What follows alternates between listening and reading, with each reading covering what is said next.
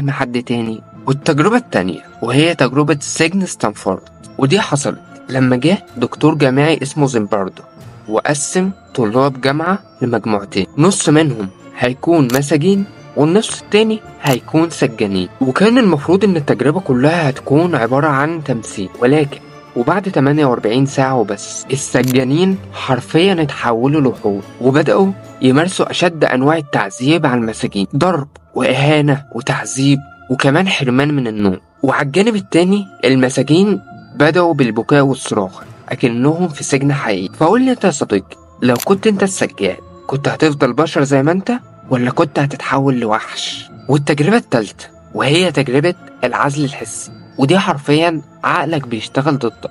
والتجربة كانت عبارة عن انهم جابوا مجموعة من الناس وحطوهم في مكان وعزلوا عنهم جميع اشكال الاحساس، صوت